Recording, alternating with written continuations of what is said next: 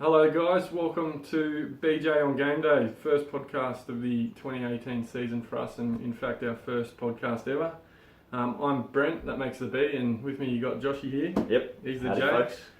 And we're just coming here today to introduce you to Supercoach NRL, just give you some of it. Also we want to do a bit of a plan of attack, and that'll start today. We're going to go through a handful of teams, run through some of their guns, some of their what we call mid-rangers, some cheapies, and then have a chat about some potential pods. Yeah, so what we want to do is run through basically 4 teams over the next 4 podcasts each week. This week we've got the Broncos, the Raiders, the Bulldogs and the Titans. First cab off the rank will be the Brisbane Broncos. So we'll start off with a few guns from the Brisbane side. First and foremost, and probably quite obvious one, will be Anthony Milford. Yep. Young gun. Big fan. Obviously. Big fan. Quite well known in the Supercoach domain. I think he's sort of proven over the last couple of seasons, especially, he's quite the Supercoach royalty. But Milf, mate, I'm on this season. He is in my team, yeah. and dead set, he was the first one picked in my team. I think in the past couple of seasons, same with SJ. When SJ first came around, Sean Johnson, they had that roller coaster tag. You know, they had that tagline of that ups and downs.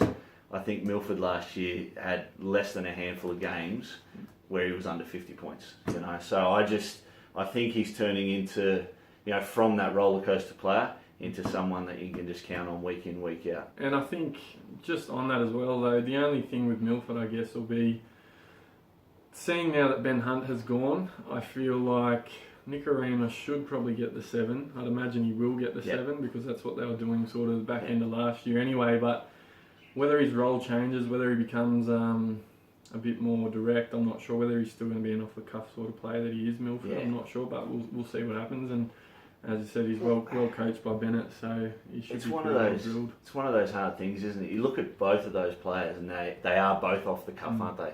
Most of the teams nowadays look at that one stable player in the 7. And then usually that off the cuff in the 6, and that's sort of how it runs. Whereas Broncos really don't have that luxury. But in saying that, they may, you know, some weeks they'll put 50 on a team. You know, so definitely, I'll totally agree with you. Anthony Milford will be in my side. He's just born to play footy and exciting to watch. So definitely. Again, whilst I'm not a big fan of tuning in and watching every Brisbane game on a Friday night, I do. What else you got to do on a Friday night? Yeah.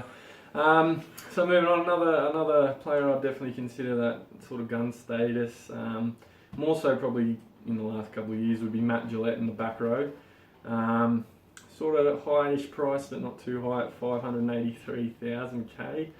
I do think personally, sort of going into last year, he definitely didn't have the sort of reputation that he has this year. Last year, I think he really shone in terms of being a Supercoach prospect and a heavyweight. But that being said, I still think how he goes this year will really determine whether he's a genuine gun. I can't have him, and he's someone I always overlook every season because I just don't think he's got the ceiling that a few others do in the second row. I think he's got more consistency. I think he's probably one of the best second rowers we've got going around in the game. But I love to see my second rowers pop in 110, 120 every now and then. And I just think he's sort of got, you know, his ceiling sort of the 90 range, you know what I mean? But I do think, though, last year, sorry, just while I bring something up, he did have a couple of those stats in him. Okay. From memory. Okay. I don't forgive me for correcting you, but I do probably remember I had him in draft. And there was only really one week where he stuffed me, and that was the week against the Titans. That's another thing we'll cover in a few weeks, folks. We're going to cover the draft. Brent's a long-time draftee. I'm having my first season this season in draft, so should be exciting. But we've got the stats here from Matty Gillette. I'm just trying to find the last year's stats. 2017. So I could give a plug here. Give a plug? To NRL Supercoach Yes. I hope that's all right, guys. Great website. So a couple there in the mid-season. Oh yeah, so all right. You're right. He hasn't tonned up. He's tonned up twice. He got 3 times. 115. 115, 111 back to back, and then a couple of games later, a 108. And that was the game I was referring to, the Titans, where he was in blistering sort of form, and captained him in draft, and he absolutely lovely, yes, stitched me up. But yeah, I mean, he's a bit of a gamble. Last year he started, he got 416 his average score for the year 66, which is pretty solid. Okay, yeah. If your back row is going to do that, his base is reasonable most weeks. You're getting 40, 50. I think that's the key for him. A base stats is always good. He's not that. He doesn't need the line breaks or the tackle busts. So a few of the others do. Moving on to your mid ranges. Yep. So I guess for the purposes of this, defining a mid range player in terms of price. We're talking price. Yeah. Where's it changed to now? In my opinion, I'm probably thinking anywhere from mid is probably like you're looking about 300 to maybe 450. Okay. Yep. Anything above 450 is starting to get like worth the money. Maybe even a little bit under 450. It's almost like now we need, with the extra salary cap, we've got gun range, you've got mid range. You need something in between that. Absolutely. You know, it's sort of gotten to that stage. And that's what we're seeing here. You've got, if we're calling it, there's that 450 price. You've got that 100,000 from 450 to 550 in between, where it's that. Not a gun, not a mid-range, exactly. as I said. So, exactly. Yeah. If we're going to call for the purposes of this, I don't know, do we want to go up to 500, 300 to 500? Let's go 300 to 500 I know there's now. a big difference between a 300k player and a 500k player, but these are the sorts of players you're taking a little bit of a punt. So do you want to start us off with your pick for a mid if we're going to go to 500? My pick for a mid? Look, I was a bit of a fan of Jack Bird. Now, I am a Cronulla fan, ladies and gentlemen, so don't hold that against me. But, again, the Bennett factor. He's been the best coach in NRL history. And I think he just turns good players into great players. Because I think what he does when he brings players to the Broncos is he starts defensively. The first season or two, he makes sure that whatever position they're playing on the field, that they can defend. And beyond that, he brings out their attacking brilliance. I think he's done it with Roberts, I think he's done it with Milford, and I think he's done it with other players as well. And it's why we find week in, week out, the Broncos' goal line defence is the hardest to crack. So I'm a little bit worried that this first season, the doubt around Bird with what actual position he'll play, whether he plays centre or 5'8" or fullback, I can't see him playing anywhere other than centre with Boyd at the back, Milford in the 6. Those two guys are born to play there, so Bird just has to fit into the centre for now and be on the opposite side of the park to Jimmy Roberts. He's my mid-range. He's my do I or don't I. At the moment, I've taken him out again, as of today. But for the last 6 weeks, he's been in my side, or however long ago it was that we launched. So, yeah. And just on that, I think the decision is sort of made for you a little bit easier for round one in that he's carrying some sort of injury. Yeah. So he's not guaranteed to start round one. Yeah. I mean, just on Jack Bird, I think he's the sort of player, and he was linked to Newcastle for a while there in that limbo. Yep. And I'm obviously a Newcastle fan, mate, so I got excited hearing his name thrown around and potentially joining Newcastle in that. Yeah. He's one of those players for me who has that X factor. He's a live wire, he can make something out of nothing, and hence why he was thrown pretty quickly into the Origin arena. Yeah. I see him potentially playing centre, I see him potentially shifting. I mean, he's big Does he enough. go to the second row? He's big enough, and I think he's strong enough to maybe mix it in the middle or on an edge if they need to. I mean, if they get an injury, I think they could slot him in there. But well, I mean, there's another Broncos mid-ranger, Corey Oates. Corey's already put his hand up and said, I want second row. He doesn't want to be on the wing unless injuries need. Yeah. You know, is there room for Jack in the second row if Corey Oates is there? Yeah, and probably not, you're right. I mean, if I had to pick a mid sort of ranger, if we're going to go to 500, for me, it's probably going to be Oates, seeing him shift into the back row. Do you think he's got the work rate to... I guess when we look at the history of Oates, whenever he's scored a ton, it's always with tries. Absolutely. And I can just see it. It's like every other winger, they catch a cutout pass and they stroll over in the corner. You know, it's... look, the experiment can be done. I'm willing to hold off on both of them and look elsewhere for now. But, yeah. I guess with Oates, the only thing with him in terms of picking him. He's come off that season where he's been scoring the tries, and he's an inflated sort of 450, just over 450 price. So you are taking a punt at that much without knowing what his pedigree is in the back row. For mine, he's an athlete. He's big, he's strong, he's fast. He probably could do worse. He's got bad knees. But the other thing that they do bring is that duality in the centre wing second row. So that's something else just to think about. But for mine, I'm not touching him. Move on to the cheapies. Yeah, mate. And we don't even have to look there. This is the biggest cheapie that anyone is talking about. Is Matthew Lodge. Guaranteed a starting spot in the front row for the Broncos. And at 208,000, it seems that 99.5% of blokes are going to have him in their team.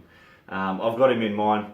I don't know much about the bloke. Where was he before he went to the Broncos? This is the bloke who got in trouble in the States, isn't it? So I do know legal battle. he was at the Tigers for a while there. Right. He's got That's a not lot much of a... No, not much chop there. But and I also think, don't quote me on this, and I'm not don't claim defamation of character, Matt Lodge, if this isn't true, but I think he might have been there when Fafita got in that hoo-ha with the junior referee incident. Yes.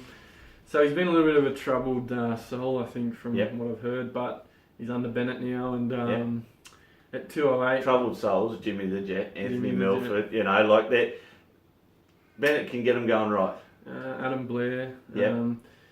At 208, the Malies will get a spot on the run on. You've got to have a go. He's got to have a go. Starting prop, you're going to get 45 minutes on the park. He's probably good for an average 45, 50 points if he doesn't do anything special. So I think you just got to get him for the price rise that's going to happen. Sure. Another potential cheapie for mine that I've currently got in my team that I'm pondering a look at is Jermaine Osako. I don't know if I'm saying that right. Mate. Couple of reasons. So obviously with Oates moving from the back row, there's going to be a vacant wing spot there. Now he does have a bit of competition for spots. You've got Jonas Pearson, a few other young guys. Tom Opposich, but he might have been injured in the trial over the weekend. And the thing with that Brisbane side, they've always got that depth for the young guys coming through. But I've heard this young guy's quite good. I think he had a game last season for him. He can also play fullback. There was also a bit of mail going around that Boyd might have been injured and was going to miss start of the season. So obviously we'll have to wait till TLT, Teamless Tuesday. But he's someone at the moment. That's the day we're all waiting around for. Definitely waiting for Teamless Tuesday. 192,000. Could be worse. Bottom dollar this year is 164,000. So you're basically there. All right, pods. Well, I'm going to go with Milk. The only reason I say this is because everyone's talking about Sean Johnson, Jonathan Thurston's price, and a few others, Nathan Cleary in the halves. I just think the ownership percentage of Milford is going to be low, around the 8 to 10%. I think last time I checked it was 7%, and I just think that's enough to class him as a pod for me. So he's, and like I said, I think the roller coaster's gone. I think he's the consistent player we've all been waiting for. And I think he's just going to have a massive year now that he gets to steer the ship a little bit more as well. Obviously with Hunt gone to the Dragons and Nick Arima there beside him. Well, mate, I'd like to think that everyone likes a MILF, so I'm quite surprised by that percentage, to be honest. I haven't actually looked at any of the team ownership percentages or anything like that, but if that's it, sign me up, and I hope no one else gets on him because he's going to be in my team. Absolutely. For mine from Brisbane, there's probably a couple you could look at. I'll mention them both pretty quickly, and one would be Andrew McCulloch in the hooker position. Couple of reasons. First of all, Cameron Smith, if you're looking for something different and saving yourself minimum I've got one there. $30,000. I think I'm the only bloke who doesn't have Cameron Smith, but potentially I've gone elsewhere. There are a few hooker options that are considerably cheaper. But Andrew McCulloch is the next best hooker in the comp on averages, and before he got injured at the end of towards the end of last season, he definitely was. That injury last season, that's not going to spin over into this season? I don't think so. That being said, I'm not entirely sure how he's recovered, but from what I've heard, he's all good now. It shouldn't be something that sort of happens again or regularly. I think it was a bone break from memory. Don't quote me on that. But all I know was bad.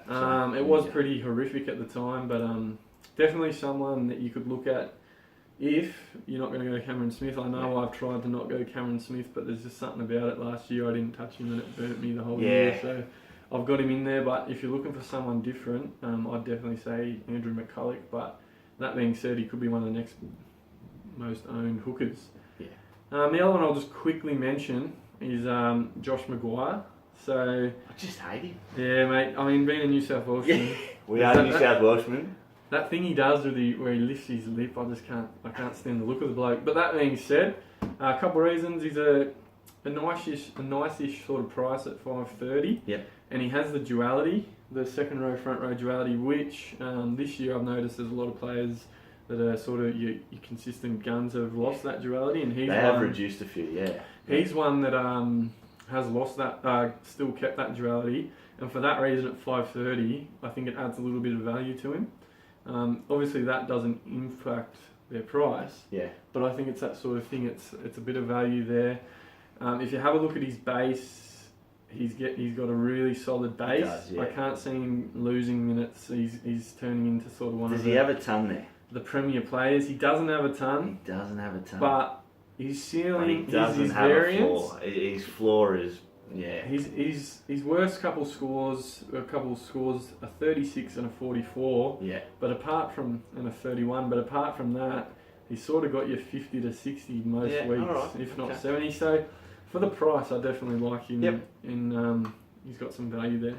We'll jump onto the Raiders now. While Brent looks up the team, straight into the guns, and he is the best centre winger in the game, and has been for the last couple of years. Jordan Rapana, I'm not convinced. I hate the bloke. I can't catch him. He's one bloke I cannot catch. I tried to catch BJ Leilua last year, and all I caught was some kind of terrible disease from him. And but I mean, Rapana keeps. He's 630,000, and I can't afford to have that in my centre wings when I'm looking at more consistent players at this earlier time of the year. I could get burned, you could come out in that first week, score 4 tries against someone. I know they play the Knights in the first round, and he has a cracking... round 2, mate. Round 2, is it? Yeah, round 2. Oh, okay, there we go. Well, I was looking for the first time he was going to score 6 tries against someone. Rapana, what are your thoughts on Rapana? Mate, I'd have to agree with you. I'm pretty sure going into last season... from memory, that was sort of not last season, but the season before that was him and Leilua's Leipana, if you that's what it was referred to. They broke out and they absolutely blew up. Yep. Going into last year, it's pretty much the same as this year. He was a high-priced winger. He had the runs on the board from the previous season, but there is no way in hell I can justify 630,000 for a winger in my team. I couldn't do it for a centre. I'm struggling to do it with some of my halves. The only sort of player I probably wouldn't question for that sort of price, there's only probably a couple. Yep. And they are similar to that price and above. So for me, I think he's got the pedigree, he's got that X, he can score from anywhere, he's hard to tackle, he's strong, he's not putting the bloke down, but for 630k I haven't even considered it. But I have said that knowing full well that I could be burnt by people that do have him. I think the other thing I want to see as well is the Raiders perform.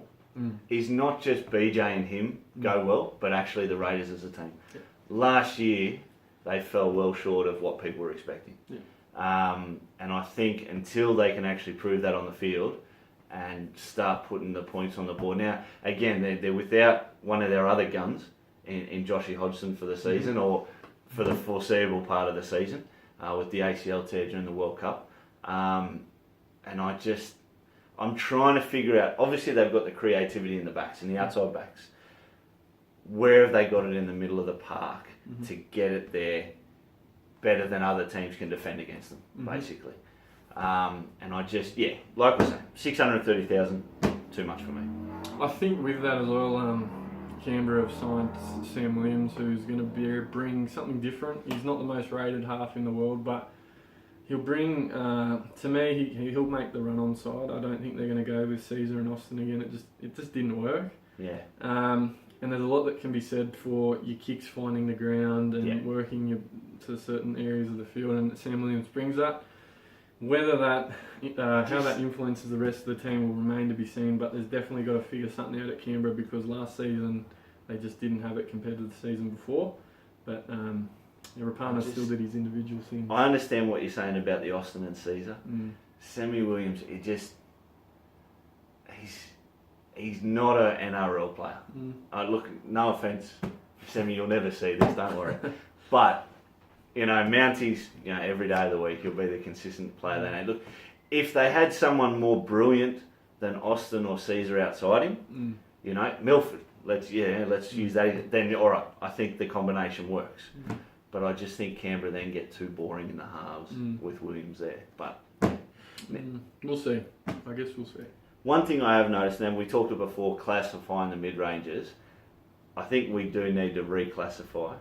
At 300 to 500, you've got Jared Croker at 490. Now I know Croker had a shocking season last season, by his standards, but he's a gun and he's been a gun for the last 5-6 years of Supercoach. He has been the benchmark centre winger from point scoring because he kicks a ton of goals, and when the Raiders go good, he goes good. I think last season we saw them perform poorly and Jared Croker performed poorly. And as well, he had the Rookie of the Year on the outside of him in Nick Cocktrick, who just kept getting better and better every week. And I saw him the other day in town, and he is a massive unit. He is huge. So if you're as quick as him and you're that big, Croker may not see it again, but he is a gun. I definitely agree with you. As I sort of was sitting here thinking we've put to the 500 and under that 500. I'm thinking 450. Croker. 450, 470? 450 max. Yeah. And I'm not saying anyone between maybe 450, 550 is a pod. That's not the case, but we've got to find that new classification. But yeah, totally, 100% agree on that, because I would definitely consider Jared Croker the gun status and one of the best centre wing players in the comp, Supercoach wise, and if not in the comp. But for mine, I guess the other big heavyweight sort of gun in that Canberra side is Big Papa, Big Josh Papali. As long as he doesn't drink drive this year, he'll be right. Similar sort of price to Matt Gillette, $5.85. I guess it's whether you like him or you don't. I'm on Papa over Gillette, and I've got Papa in my team, so hence my excitement here. Yeah. But I like Papa. He's got that mongrel about him, And I think he hits those holes well. He's hard to bring down. He's a big heavy thing, 110 sort of kgs and big legs. He hits the hole well. And the other thing with him is he's on that Croker edge, so there's a good combination out there. He can get that ball away, but he has proven time and time again that he can hit holes and score tries. And if you're looking for a back rower that offers that sort of bit of attacking threat, if Canberra click, he's got to be there. But even without that, he still can produce. Sort of early to mid, early last season, he was putting some big scores together. It's funny, we talked about Gillette, both of them, and I just noticed that both have got a 66 average from last year, hence the similar price. Now, I would have put Papali as having a bigger ceiling, thinking he might score a few more tries, but he's only scored the 1 ton last season compared to Gillette's 3. So, I guess it's all just that individual perception of the player. And the numbers don't lie, I guess. The averages will determine it at the end of the season, and that's eventually how they get there. Exactly. So, whilst he hasn't tonned up as many times, in fact, he's only got the 1. He has had quite a few high 80s, sort of 90s, score, a couple 90s, 3 90s, high 80s. So, it's all relative, but definitely Papa, I feel as well, just while we're on him, he could be a bit of a pod. Yeah. That price tag, he's not too expensive, but he's not cheap enough that you could just throw him in. But definitely, when you're picking your side, he's one of those guys you could sort of build. At Supercoach, they never want to stack too many people from one side in. Yeah. And when you always looked at Canberra, you always looked at their back line, never their forwards. So I think people will concentrate again on the Rapanas, the Leiluas, Crokers, Cotrick, even though he had the breakout season last season. Let's hope the second year rookie syndrome doesn't hit him. You just sort of tend to steer away from the forwards of Canberra. So I think he may be the one to, as you say, a bit of a pod. And I think if you're looking for a nice little combination, as I mentioned, I'm pretty sure they're both on that same left edge. So that maybe a potential thing, if you're picking them, you could pick them both and try and open up your stats a little bit that way, potentially. So if they link up a bit. Very good. Mid-ranges. Mid, so we're going to go with our reclassification at Reclassification at 450, yes. Right. So we've got a few good ones for Canberra. I can't have it. BJ Leilua, I'm just going to say, you've scrolled it. He's at 413. It's bargain basement prices for BJ Leilua with what we know he can do. Yep. He did not do it once last year. No. Not once. Can we get a stat? I want a stat. I guess there's rumours floating around, and it depends what you believe in the Canberra sheds, that there's something going on there with Leilua. It's a little bit on it. I've heard that. We are in Canberra, ladies and gentlemen, filming from Canberra. Yeah. Although we're a Cronulla and a Newcastle tragic, we are born and bred Canberrans. And yeah, Canberra's a small place, but there's a bit of word. There's been a word going around that the change room isn't all there with Leilua, but we'll see what happens. I'm going to say last year he has absolutely stitched everyone up, where in round 6 and round 7 he's gone back-to-back 90s, and he pretty much... Not a single ton. There was about a month in that sort of the rest of the year where he hit a few 60s, but he had us all absolutely stitched up if you had him. Not a single ton. And I had him all friggin' season long. Couldn't convince myself to get rid of him. Just went with, yep, he's going to come good. Never did. Finished the last 8 weeks with 3 scores over 50. Yep. 3 scores in the 20s, and I can't go in this year. I know there's that potential that he'll get it right and he'll be a great buy. What do you do in 16? At 400. The Leipana season. What do you do in 16? Just a sec. But I am not touching him. There was a time there where I considered him. Yep. But, I will not be going near him this year. Sorry, BJ. And then an ex-Newy. I'm usually pretty loyal, but not this year, mate. It just seems that kind of player where they go from club to club with that little bit of a bad rap, that they last a season and then that's it. You know, then the wheels fall off again.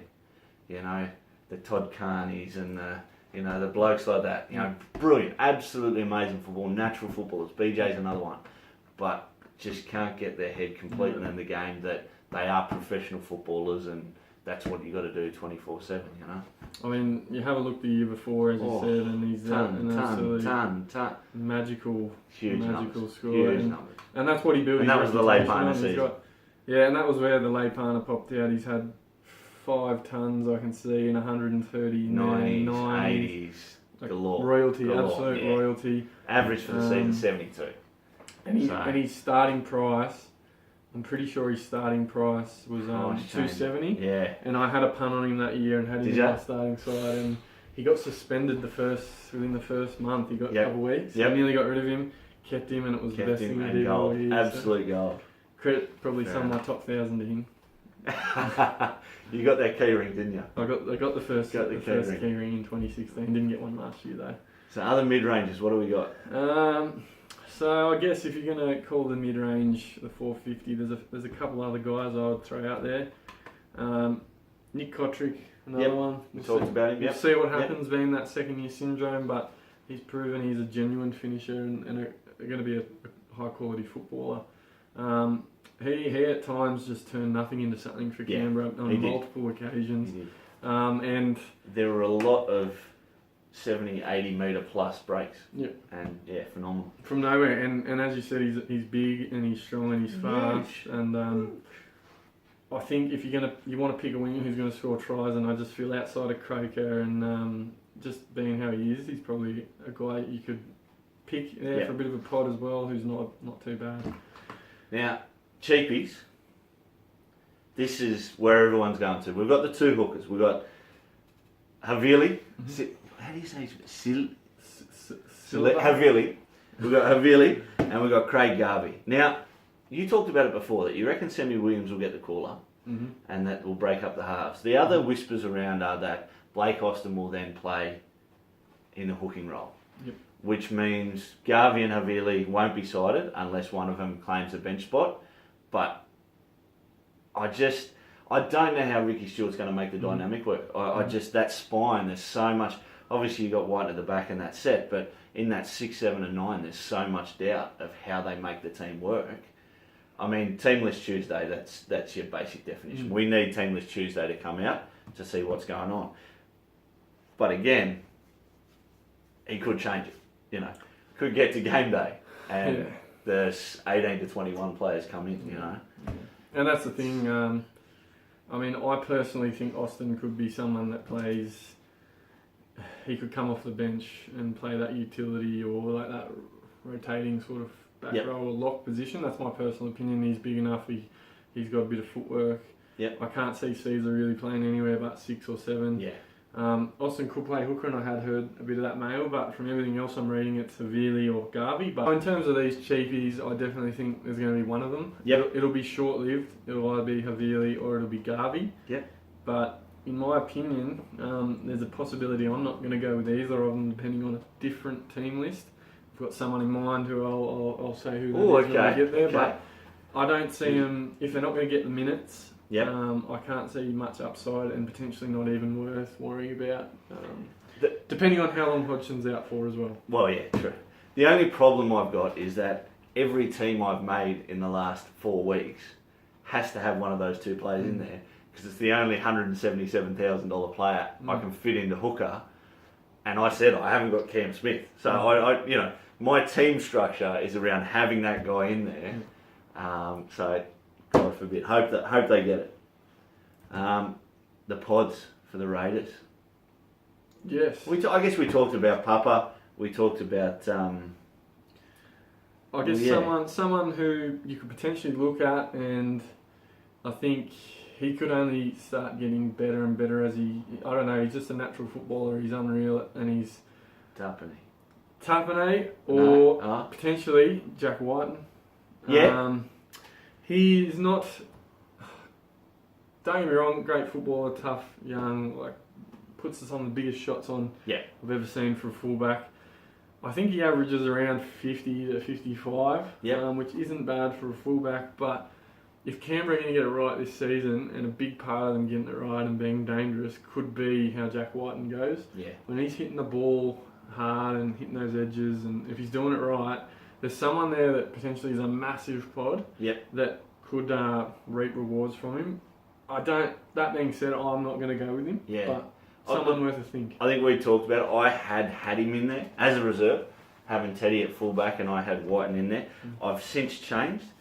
Look, Whiten for me, he's too big for a fullback. You look at the fullbacks now. Teddy Turbo's a little bit different because he's a beanstalk. But your Slaters, your boys, a lot of those fullbacks, your Teddies that have got these, you know, this movement, they're just that slight smaller frame. Jackie's a fairly big boy, and I think it takes away, the speed's there, but the elusiveness isn't, you know. I think he finds it hard to create, from a Supercoach point of view, from a footballing point of view, you know, not a drama. He's a great fullback, and I think he, you know, belongs there. I think, but from a Supercoach point of view, he's just that little bit less relevant than everyone else. I want him to be a POD. I want him to be a pod, just so that if I do take him and it turns into a genius fucking move, great, I'm in. But yeah, I've taken him out for now. Could put him back in. A lot of it does hinge on how Canberra go as well. When they're under pressure, he's under pressure. So exactly, and he drops the ball. Jackie, you dropped the pill too much, mate. And someone else I definitely think, as you sort of just alluded to, then worth a mention would be Big Joey Tapine. Yes, Tapine. How you say it, Joey? Can you give us a call, mate? Let us know. Mate, Newcastle boy, came from the Knights. How they let him go, I'm not too sure. But he's a monster. I rate this kid. I had him all last season. And in the Cohen Hess mould, I thought Cohen Hess, Angus Crichton and Tapine, I had them in there from the start. The other two went huge. Tapine just gradual, just a little bit. I mean, I think the reason why he left Newcastle was we weren't going too good for a start. Yeah. But Canberra threw a fair bit of money at him, like, to be fair. Yep. And we just couldn't compete. And rightly so, I think. How could they not compete? They've spent all this money this year. Yeah, but they didn't have it back we were then. getting rid of guys and clearing out the shed, and we were still paying for some old contracts that other coaches had sorted out. So I guess part of it is sometimes it's inevitable you're going to lose some guys that you might like. But Tapine, I don't know what his prospects are in terms of why you'll get more minutes this year, because you've still got I mean, whether Soliola starts to sort of take a step back and they start to bring Joey into We his almost squad. drowned last. Yeah, well, Joey might have been getting a lot more minutes had that happened. So. Well, look, I think you've hit it on the head. It just comes down to the minutes that he gets. If he's still a 45 to 50 minute player each week, then you just sort of got to steer clear of him. If he can become that 80 minute second rower that we've found in the game so much now, he can really start to shine. But it's just whether he can put in that fitness performance off the paddock before the season starts, that Ricky sees that in him and puts him up there. But I definitely think if he's not getting at least sort of 60 minutes, you can't even think about him. He has that X factor, and I can't tell you how many times I think last season I saw him push someone off and keep going. He's a real handful. He's got the offload, and he even scored some tries from absolutely nowhere with an individual piece of brilliance. So someone to keep an eye on potentially. Again, I'm not going to look at him, but maybe not this year, next year, the year after. Yeah. The Doggies. I just don't like this team. I look, the off-field dramas with Hasler. I don't think they've recruited that well in Woods, to be honest. I think we'll get to him in a second as a gun. But I found it actually hard in doing a little bit of reading before this to actually classify anyone. I couldn't find any cheapies that they've got. I don't really rate their guns. yeah, mate. But, I mean, Woods at 557. Yeah. What are your thoughts?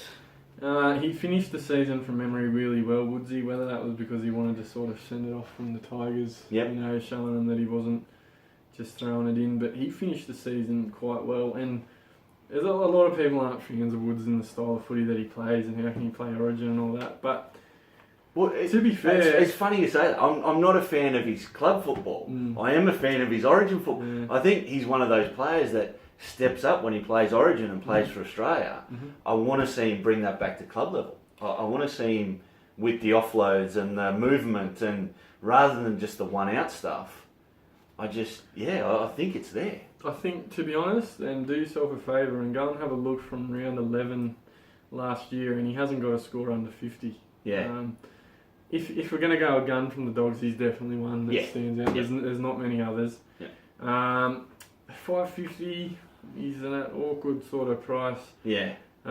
There's some other options there that offer similar, that are much cheaper, or you spend an extra 50 or 20k and you're getting someone like a Burgess. Yeah. But gun, probably pod as well if you want to have something different, and probably trying to sort of make his mark at the Dogs, so potentially worth a look. Yeah. I mean, looking on the rest of the list, I don't really see any other guns there. I mean, look, I'm a big fan of Josh Jackson.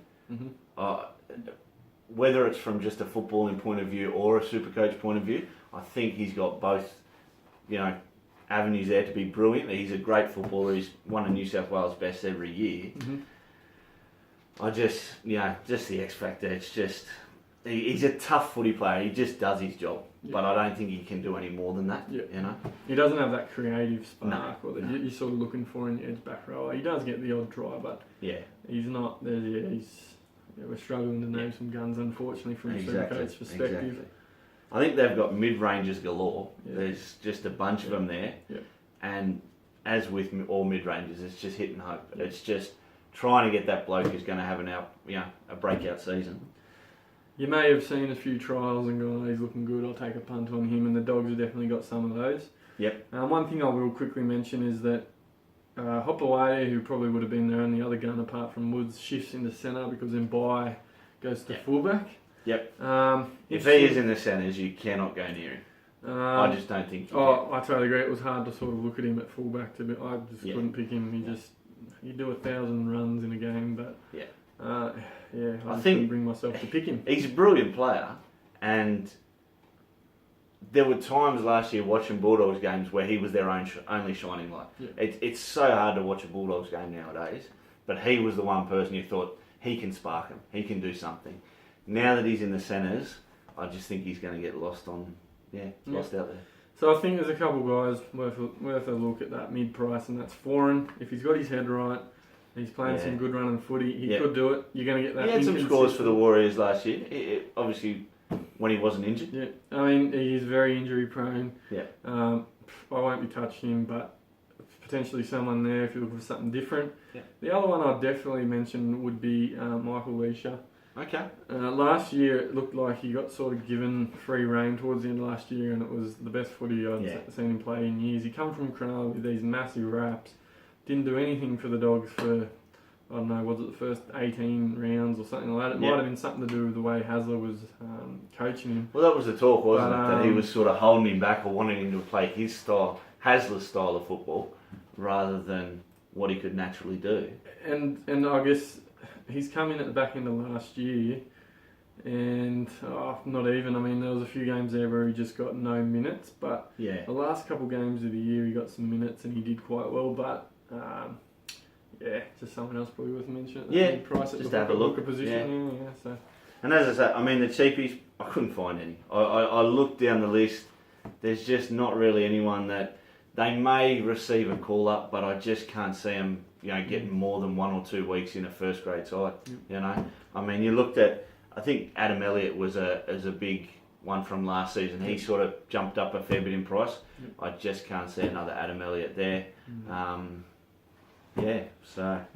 tend to agree with that, mate. I mean, they might have a couple guys like a Sipeli Fine or Fine, I don't know how you say it, but they're just not going to be relevant to Supercoach. Just bench players, 20, 25 minutes a game. Yeah, and at this stage, they're just going to take up a spot on your team that you can't get any benefit out of, really. Nothing that jumps out at me at this point.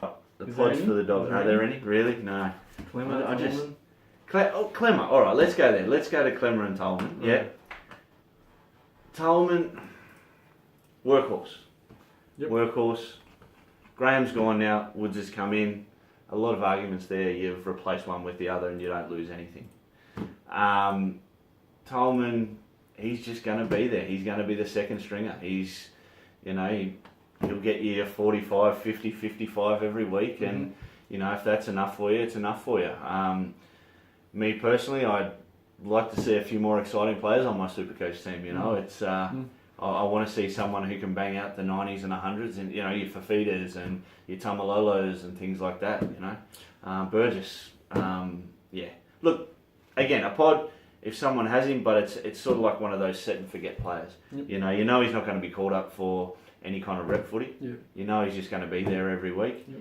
He's not an injury prone guy. But at 550,000 or 505,000 or whatever he was. I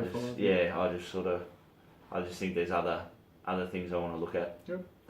No, I'd totally agree, mate. I'd like to think you could pick him, but I'd rather watch paint rather than just to truck it up, make a 1,000 tackles, and good on him. But he's sort of a bloke sort of a player. But So someone else though, definitely looking at that sort of pod. Space would be Big Davey Clemmer. Yes. Now, just on Tolman, there's mail around that Woods and potentially Clemmer may partner up in the front row. Yep. Don't quote me on that because Clemmer could just go straight into lock in the middle anyway, and Tolman or potentially someone else in that other starting back row spot. But I have heard a bit of mail of Tolman to the bench. We talk about origin form. Another guy, Clemmer, steps up. Absolutely steps up. And in last year's series, Origin series, he was just phenomenal. He was huge. Do you think bringing Woods in as your Blues brothers or whatever it may be you want to call it will make them both perform better at club level? I think very much so. They sort of seem to feed off each other and bounce off each other. And then when Origin comes around every year, you see the videos of them sort of together, and there's always that joke going around. But absolutely, and I mean, you say sort of Origin form player and something like that. You look at Clemmer's last sort of 6-7 games of last season after the Origin, and they're good numbers. You could pick him. Yeah, you could pick him on at 500k this season with a 57 average. I can only imagine he's going to probably had a good off season. But look at his 3 rounds, his average for the season. But look at his 3 and 5 round average to finish the season, 82 and 74 respectively. Big numbers, and someone who's going to turn. If he continues those numbers, your 505 becomes 650 very quickly. Those are the numbers of your guns. And if So, he's basing very- around 40, I don't know why he doesn't get a few more attacking stats. He sort of runs hard, and I guess he's in the middle. Yeah. If he was on the edge, maybe, but he's got a pretty good base. He's definitely someone to think about. I mean, the more I think about it, the more if I had another team, or hair or no hair, beard or no beard, no hair, no hair, no hair. Yeah, shave it all off. Yeah, no, big mean Clemmer, no hair for me. All right, done. Titans. Obviously, Titans losing Jared Hayne this year, but everyone wanted to get on the Hayne train plane last year, and that went to shit, didn't it? Oh. So they've gotten rid of him. Look, the Titans were deplorable last night in their trial. Mm-hmm. By all accounts, didn't watch the game, but park footy at Toowoomba against the Broncos, and they were disgraceful. So let's hope the new coach up there, Brennan, can do something right. But they do have a couple of guns. That being said, Weak guns. weak gun, yeah, I guess Pop they're not guns. premium guns, Pop. I guess. Yeah, just are they cap guns? Cap guns. Cap guns. Ryan James, top of their list at 530k. The ability's there, but I just don't think he's got the cattle around him. Like, again, I think if you put him in an elite team, you take Ryan James to the Storm or a team like that, I think he's a superstar. But I just don't think he's got the delivery around him. He might have gotten comfortable on the Gold Coast. He's been there for a few seasons now, and I just think he's probably just happy being their, top paid player. Yeah, living and strolling on the beach with Connie. The more I think about it, I mean, there's Mail, he's going to move out into the edge. Yep. So out in the back row, he's going to have a side of the field. Minutes, I'm not entirely sure. He's not going to be an 80-minute player. They've got some good. They've bought pretty well. So I can't see him getting all the minutes. But that being said, there was a period there where he was one of the best sort of try-scoring props. I don't know if it was last year or the year before, but he put some huge scores in. I think it was 2016. Yeah, he did. 2016. There were some big numbers. Uncanny. And what he was doing. I was very much one of those Supercoach players that saw a few scores in big lights and thought, I've got to get this guy. Yep. And I think I did for a few rounds last season. I think I had him probably for about the first 5 or 6 rounds. Yep. And then, out the door, gone. Yeah, he scored 3 scores over big 156. Yeah, against the Rabbits. 156. What was his average for the season? 73. And his last 3 5-round average was 87, 82. And he did nothing last season. So last season definitely wasn't his best. He showed glimmers of it. Because in 2016 there was talk of him for the Blues squad. Yep. And then it just sort of all faded away. Yep. So, we just started to talk about the Clemmers and the Woods and Fafitas and things like that. This guy's up there with those guys. And I'd like to think that the Titans Titans fans aren't realistically going to win a comp in the next season or two, to be fair. 10? They got a new coach. Yep. They might be bringing some cattle from Penrith, and I could be completely wrong. But if something like Origin is motivating this bloke because winning a comp might not, who knows what we might see from him. He's still sort of coming into the prime sort of age for his career now. 26, so he's only 26. So 26, 27, he'll start to sort of hopefully play his best footy. Yep. Last year, 60 average, not too bad. Just thereabouts, he's just in the middle of the field. Yeah. So he doesn't have his duality that he had last year, that front row, second row, so it makes it a bit harder to we're talking about him moving on to the edge. Yeah. One player I would definitely like to mention, and I think it's just a given, and pretty much everyone's going to have him, and that's Bryce Cartwright. So he's... You don't really talk about a gun at a $260,000 price tag when you've got a new salary cap and everyone else is at 600. I think obviously what happened at Penrith or what was going on in Sydney last year really affected him. Yep. That's the feel. He dropped out of the team for a while there, came back, started playing off the bench. He went from this absolute Supercoach master to just get him out of my team. He was my first draft pick last year, screwed me completely. But I think at 260k, There's already been talk he's going to be moved to play in the middle at lock. Yep. He could be playing 80 in that position. He can play 6 if they get an injury. He can play on the edge if something happens. He, for me, is probably the player you have to have in your team for the price and the potential. If you look at it, he is. I'm still tempted to stay away from him, just because we look at last year at what Jared Hayne was. At the start of the season, he was 200,000 or whatever.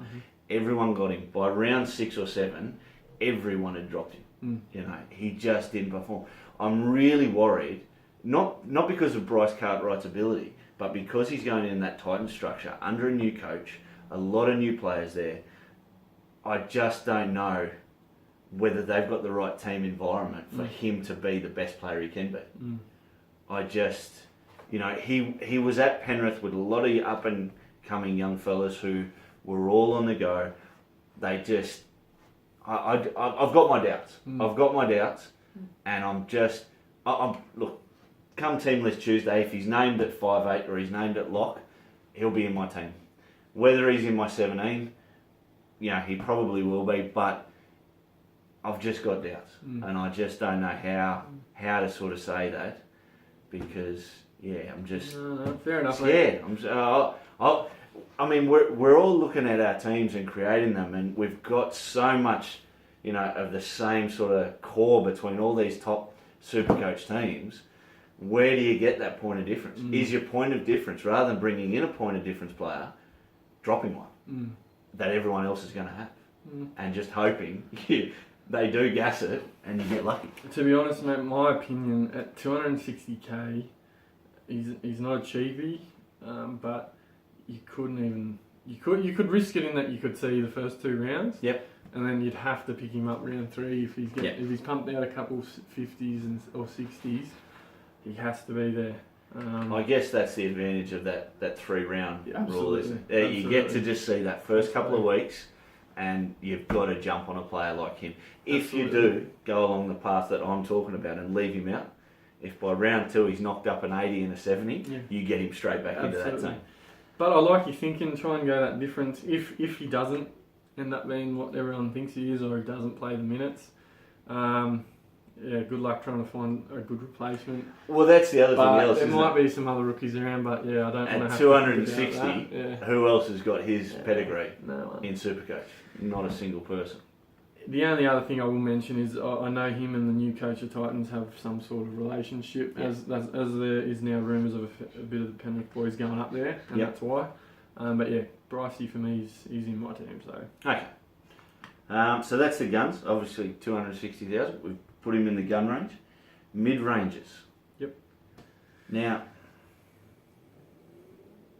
looking at hookers, we talked about Cam Smith and how he's going to dominate most people's team. Nathan Peats is a brilliant player. He got exposed to Origin last season. They've just signed Mitch Rain. Now, to me, Nathan Peats can be and should be an 80-minute hooker. I know a lot of teams nowadays have got that 50-30 split with a lot of hookers. If he wants to be the New South Wales hooker for the next 5 years, he has to be an 80-minute hooker at whatever club he's at, whether it's Gold Coast, whether he ends up somewhere else. But he has to be an 80-minute hooker to be the New South Wales hooker. Oh, and I think in Origin he proved that he could. I think he ran the most Ks in majority of the games. I think he would have made some of the most tackles. And the Rain signing, I feel that one's a bit of a weird one, because Mitch Rain's gone from being a player at St George who was getting some minutes and was looking like a good hooker, to go on to Penrith to getting basically no game time. I think maybe at the end of last year he got some time. But he's come to the Titans, and unless there's something I don't know about Nathan Peats in that he's thinking about moving, or I mean, that's what that one feels like for me. I saw a tweet that Peats would end up back at Parramatta, and I can't remember the source of that tweet, don't get me wrong, it's not credible at all, but that's the sort of thing it feels like. I just don't get the Rain move there. And you look at, and again, is the Mitch Rain a Penrith influence to move there? Cartwright's gone, Peachy's gone as of 19. I mean, you hit it on the head with Mitch Rain. He went from St George as a starting hooker to then getting replaced by, I think, Cam McInnes at the time. But whoever it was, he's gone starting hooker to second string. Now he's gone to the Gold Coast as second string. And I mean, to be honest, if you're going to go to a team as a second string hooker in the hope that someone gets injured, you're going to sign for the Melbourne Storm or the Roosters or someone who's a chance to win a premiership, not the Titans who are favourite for the wooden spoon. So... So what's this space? I mean, Petey, had Rain not been there, he's probably a great pod option at hooker, but yeah, I'll wait to see what Team List Tuesday presents with this one. And the prices are just too awkward for it. No, that's good. Happy to move on to the cheapies now for the Titans. And for me, there's two standouts that I want to mention. If we're not going to say Cartwright, because I've already talked about him. Cartwright's an obvious cheapie. If you're not going to call him a gun, you call him a cheapie, call him a gun. Get him in your team. Don't get him in your team. There's two guys that stand out for me as guys that have potential for upside and making a bit of money for you. First one being Leilani Latu. Been talked about a lot. Bald wrecking ball. He's going to go there as the first choice prop, especially while Wallace is injured. Wallace is going to miss, I think it's the first few weeks or maybe the first month at least. Absolutely unreal player. Runs hard, tackles hard. Somebody stop him. Can score tries at Penrith when he was getting limited sort of minutes. He was doing some really good things. 270k. If he's going to get 50 minutes and pumps out 50 points, he's in your team. Even if it's high 40s, 270k, it's too good. And his price will just go up. I can see him averaging 55 plus. I mean, it depends on his minutes. I don't know how many minutes he's going to get or what the plan is, but definitely someone for that cheapy sort of price. Of course. I will admit, one position this season which I haven't probably done in the past where I've gone light on in my starting team is one of the prop positions. And he's filled one of them. Okay. So the other bloke that I'm going to mention, and probably been talked about a lot in sort of Supercoach circles about the impact that Cartwright will have when he's come there, is Jai Arrow. So he's come from Brisbane. Obviously, a heap of pedigree at Brisbane in those young back rowers. So he's come over from the Titans looking to sort of get himself some minutes and establish himself in the comp. Now, as I said, James has moved to the back row allegedly. Cardi's come and he's going to fill in that middle spot. There was a lot of talk that Arrow was going to have one of those spots, but given those two things, there's now a bit of hesitation on him. How do you see the Titans lineup? Does Arrow get the lock spot and Cartwright in the 5'8"? I don't. I think they've got Ash Taylor and Kane LG, who just because I don't get me wrong, LG there's a lot more upside to playing someone like Cardi at 6, and I reckon you could see that happen by the midway of the season. But I think their starting halves combo, just because they've got that combination, is Ash Taylor and Kane LG. I look at Ash Taylor. He is an amazing player, Ash Taylor. He is so consistent. He runs the field as good as anyone. I think he will be the Queensland halfback for a long time to come. I think the advantage of having him at number 7 is that you can put Cartwright in at number 6 and then be a successful team and allow Cartwright to be as good as he can. I think LG is just going to become collateral damage. I think he's just going to find himself playing reserves. I really do. I'd agree. I mean, we can probably one day do a cast on Queensland's potential origin, like prospects. Their origin prospects for halves is unbelievable. And we're still going for Mitchell Pearce. I think, and mate, he's got a different coloured jersey on this year. I think Ash Taylor and the Brisbane Broncos would be kicking themselves in not being able to retain him, but that's the business. Money talks. LG will be the guy that I think falls by the wayside and is playing park footy. When that happens, maybe Jai Arrow finds that spot that Cardi might take or whatever. I'd still like to think that Jai Arrow is a little bit relevant. 308k, you'd like him to be a little bit cheaper, but he did get a bit of exposure last season, so that's why he's at that price. Just based on the simple fact that he has come over from Brisbane to try and establish himself, it's worth keeping an eye on him. Keep him on the watch list. I can't start him. Have a look at Team List Tuesday. If he is named in the back row or something's different to what we're talking about now, he's still relevant and definitely worth an eye on. Right now, he's not in my team. He wasn't in my team before Cartwright came to the Titans, and I think he's been brought more to light because Cartwright's gone to the Titans. I don't think people were looking at him too much before then, and I think Cartwright going there has just shined that light on him a little bit more. He's not in my team. I understand if he is in some people's teams as that cheaper to mid-range forward, if he gets that starting spot. If he's not guaranteed that 13, I can't see him in any team.